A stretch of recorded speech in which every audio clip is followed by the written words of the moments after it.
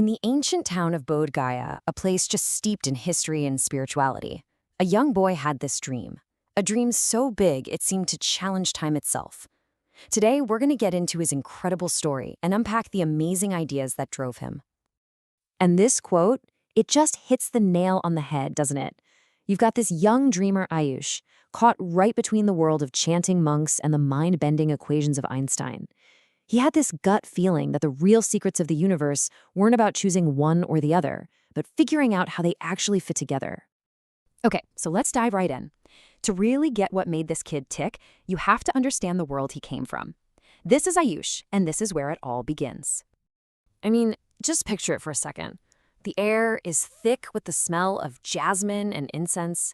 You can hear the low hum of monks in meditation. This is Ayush's world. It's a place that just breathes history, where every single stone feels like it holds 1,000 years of wisdom. But then you step inside his home, and it's a completely different world. We're talking peeling walls, floors worn down by generations of footsteps.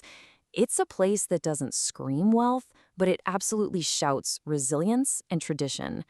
And it's in this humble space that this incredible curiosity was able to grow. And here he is, Ayush himself. Look, on the outside, he's just this quiet kid. But inside? Oh, there's a total storm raging. He's got these massive ambitions, but he's also weighed down by doubt. He's wrestling with these huge dreams of scientific discovery that feel completely out of reach in his world.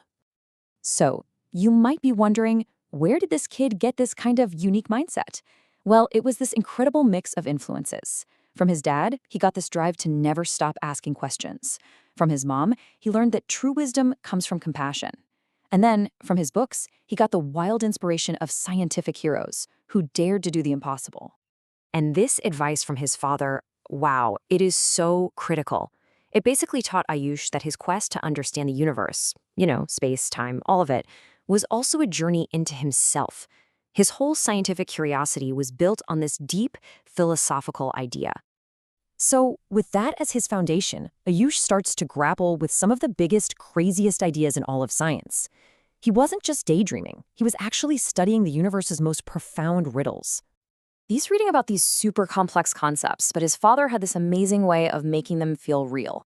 Like a wormhole, right? Sounds complicated. But then his dad explains it with this simple analogy of folding a piece of paper, and suddenly this impossible shortcut through space-time seems, well, almost simple.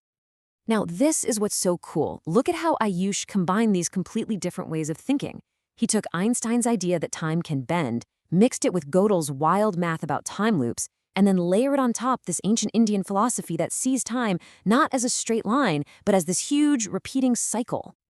And this is where things get really mind-bending. These aren't just fun little puzzles. They're deep, serious questions. Like, if you could go back and change the past, would you just, poof, disappear? And what about an idea that has no beginning?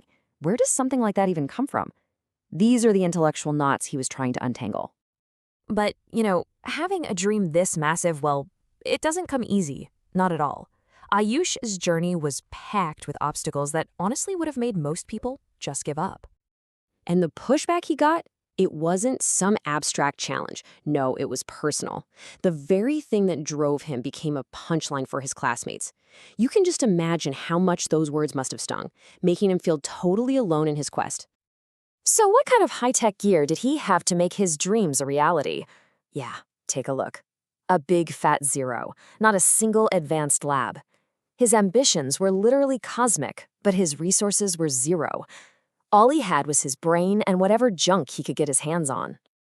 And the hurdles were just everywhere. Even his own father, the guy who inspired him, was worried about him getting hurt. His school couldn't afford proper equipment. Money was always tight. And maybe the toughest part of all was that battle inside his own head, that little voice whispering that he was crazy, that maybe everyone else was right. But this is what's so incredible about him. Instead of quitting, he got creative. That lack of resources, it forced him to become an innovator. He was pulling parts from old radios, jerry-rigging power supplies, even growing his own crystals in the family kitchen. This wasn't just science, it was an act of pure defiance. And then it happened. One night, surrounded by his makeshift lab, in that space between total frustration and sheer determination, the universe decided to answer back. Just picture it. It's late. He's exhausted, pushing this machine he built from scraps to its absolute limit. All of a sudden, there's a power surge. The device goes haywire, and for one single unbelievable moment, the wall between now and then, it just vanished. And suddenly, on this janky little screen he built, an image flickers to life. It wasn't a glitch. It was a scene from somewhere else, from some when else. Huge open fields, a river catching the sun, and people wearing clothes he'd never seen in his life. It was impossible, and it was happening. I mean, can you even imagine what's going through his head right then? Is he losing his mind? Did the machine just break? Or did it actually work?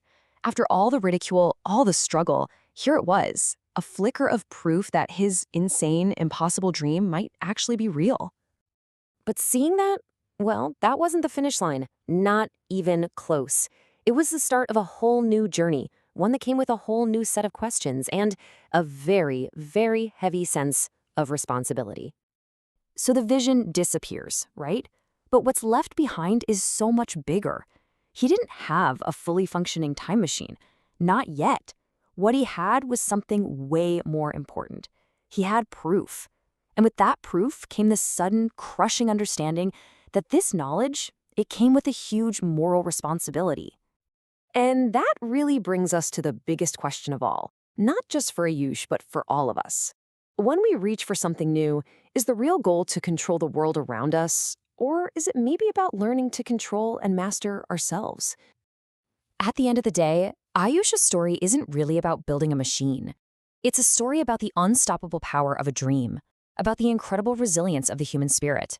It's about realizing that the journey itself is the real prize.